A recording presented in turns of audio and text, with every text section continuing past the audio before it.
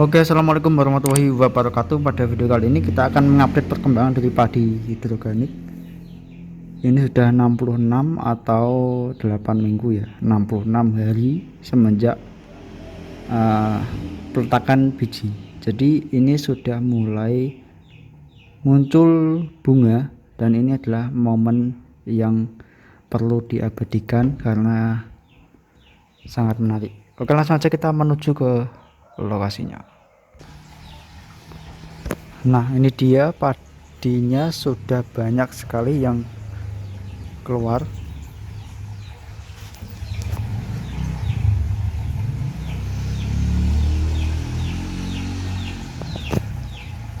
Lihat ini.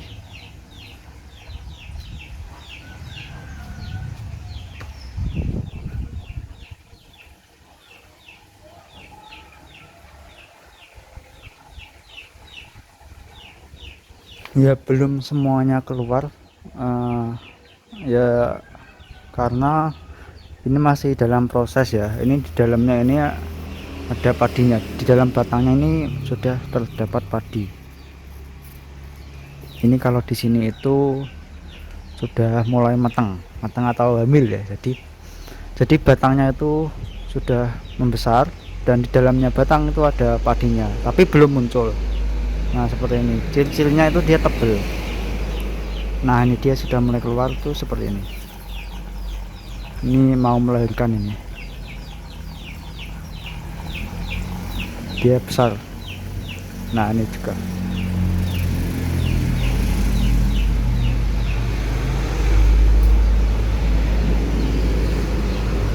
Dan yang sebelah sini 5 baris ini saya kasih pupuk NPK, sedangkan yang 4 baris sisanya ini benar-benar murni, tidak ada tambahan pupuk apapun, jadi cuman mengandalkan nutrisi dari air kolam.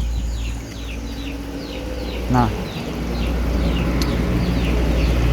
menurut saya kalau kalian mau menanam padi hidroganik ini, kalian kasih pupuk dari kecil, jadi supaya pertumbuhan anakan tuh lebih banyak, dan dia lebih banyak anakannya. Kalau misalkan nggak dikasih pupuk atau benar-benar murni dari air kolam ikan, itu ya sangat sedikit untuk anakannya cuma 1 2 3 4 5 6 7 8 9 10 11 ya, sekitar segitu, sekitar 15-an. Tapi kalau kalian kasih pupuk tambahan ya, itu lumayan banyak.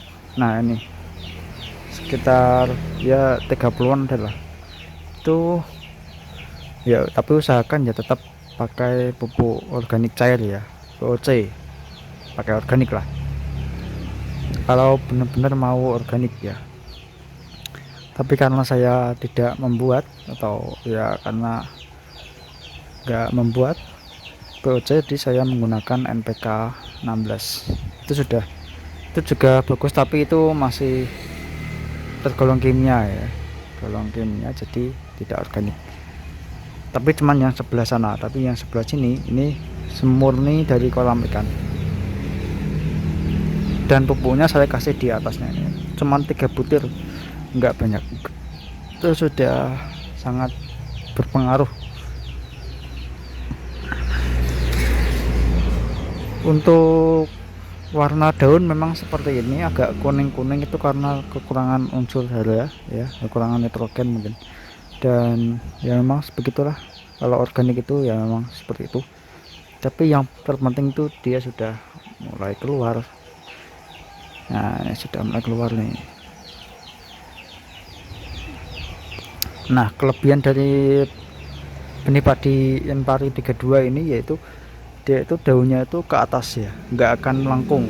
Tapi kalau pakai benih yang lain, padi yang lain, mungkin itu dia melengkung ya, seperti ya padi biasanya itulah. Tapi kalau benih ini 32 ini dia menjulang ke atas, nggak akan melengkung. Nah, itu juga sangat berpengaruh ketika hama burung ya, sehingga dia itu menutupi padi, sehingga daunnya kan ke atas. Nah, padinya akan melengkung, jadi tidak kelihatan gitu padinya, jadi serangan hama, tapi ya kenyataannya masih diserang hama sih. Nah seperti itu. Untuk ppm dan pH mungkin ya sama aja, nggak perlu saya cek lah karena ini panas. Ini jam 10.37 dan panas. ppm nya ya kisaran 500, 400, 500 lah, nggak sampai 1000 ya ppm nya segitu. Dan untuk pH nya 7 sampai 8. Dan ini jarak tanam 15 cm, kemudian pakai gelas aqua, dan ini akarnya sudah saling berkaitan satu dengan yang lain. Dan ini kalau kita angkat dan cium aromanya itu seperti apa ya, kayak busuk-busuk gitu loh, seperti aroma busuk, tidak enak aromanya kalau kita cium.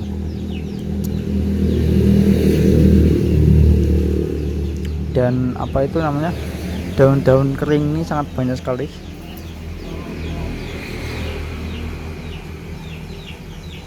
Ini ada 400-an lubang. Nanti kira-kira dapat hasil berapa ya ini kira-kira. Maka jangan lupa subscribe supaya kalian tidak ketinggalan. Nah,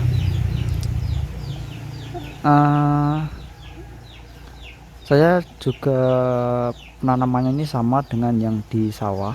Jadi yang di sawah itu saya memang sengaja saya barengkan ini dengan yang di sawah supaya kita bisa melihat perbandingannya ya, apakah cepetan ini atau yang di sawah. Nah, kalau saya lihat di sawah itu dia belum mulai muncul ya, belum muncul, tapi sudah mulai gemuk-gemuk batangnya, jadi sudah seperti inilah, tapi belum muncul seperti ini. Mungkin besok saya ke sawah, sekarang malas, ini panas. Dan kenapa kok lebih cepat yang di pipa? Itu dikarenakan tanaman yang di pipa ini mengalami stres ya. Tanaman kalau sudah stres itu akan mengeluarkan bunga atau mengeluarkan, istilahnya dia berbuah lah. Kalau tanaman stres itu dia berbuah.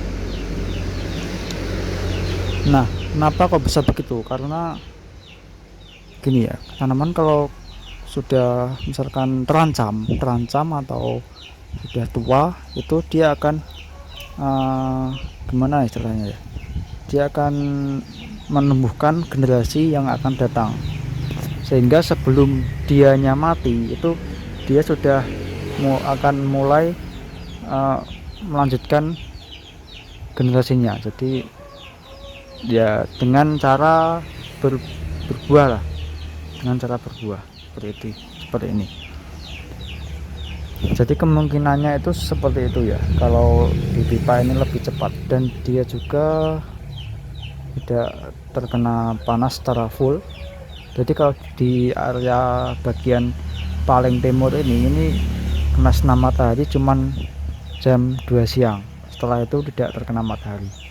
Nah, itu penyebabnya. Jadi kalau kalian punya tanaman buah-buahan yang belum berbuah atau tidak mau berbuah, itu tanaman kalian buatlah stres supaya dia cepat berbuah. Itu tips dari saya. Misalkan kalian punya tanaman jambu tidak mau berbuah, nah itu kalian buat stres, jadi tidak, nggak usah disiram atau diapakan, itulah pokoknya biar stres gimana. Nah itu nanti dia akan muncul bunga dan berbuah. Seperti halnya dengan tanaman nangka di daerah sini itu sulit berbuah. Dia, orang-orang sini itu kalau pengen nangkanya berbuah, dia itu batangnya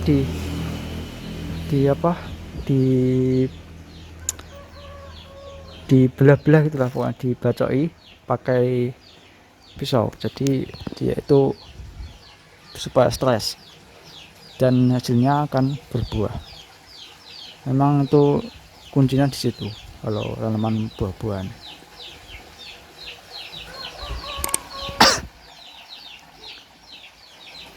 Nah besok saya akan upload lagi. Ini hari Kamis, besok hari Minggu saya akan bandingkan dengan yang di sawah. Ini sudah mulai keluar, ini mantap. Semoga bisa panen dengan memuaskan, karena ini baru pertama kali saya tanam dan apa itu, ilmunya itu ya dari YouTube lah. Saya tidak belajar di mana-mana, dari YouTube semuanya ini. Kemudian ini tidak pakai obat apapun ya, cuman memakai kolam kanila yang jumlahnya itu sekitar 200-an bit. Sekarang sudah mulai besar ya, kisaran segini ikannya, dan sebenarnya sudah mulai panen untuk ikannya, tapi ya belum saya panen karena nunggu ini panen baru saya panen. Ini anakannya nggak sebegitu banyak, nggak sebanyak yang dipupuk. Kalau yang dipupuk ini luar biasa ini anakannya. Tapi ya ini untuk pelajaran aja, untuk pengalaman, supaya kalian tahu ya bagaimana hasilnya kalau tanaman ini benar-benar tidak dipupuk dan cuman mengandalkan air dari kolam ikan. Dan kolam ikannya pun ya tidak diberi nutrisi apapun ya, cuman diberi pakan itu aja.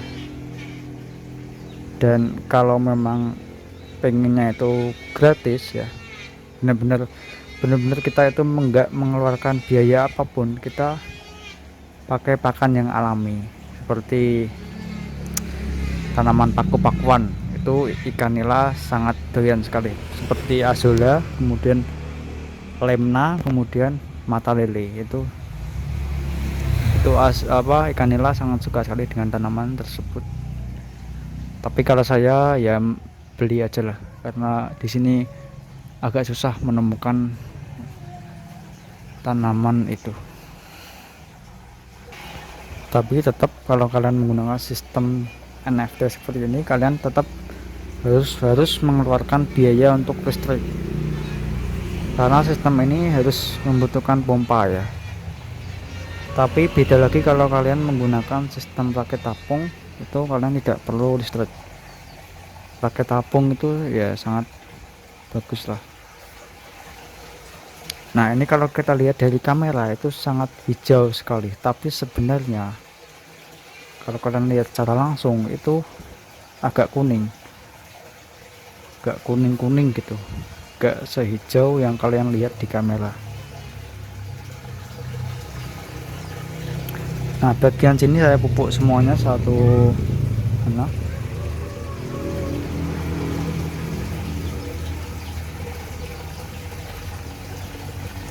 Ini benar-benar atap langit, jadi kalau hujan itu airnya masuk ke kolam, dan itu nggak masalah ya, karena ya cuma sedikit lah. Dan untuk airnya itu sangat cepat sekali habis untuk air kolamnya, karena ya untuk menyuplai sebanyak ini tanaman, jadi cepat berkurang untuk air kolamnya. Karena saya cuma membuat kolam itu ukuran 3x2, jadi sangat kecil, dan harus menyuplai 400-an titik tanam.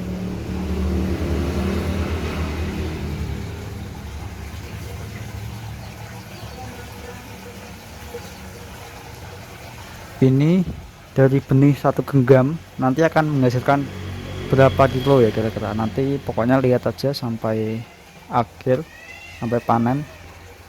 Saya akan videokan sampai panen. Oke, mungkin cukup segini aja untuk update video kali ini. Jangan lupa nantikan video berikutnya, silahkan subscribe bagi yang belum, dan terima kasih teman-teman. Wassalamualaikum warahmatullahi wabarakatuh.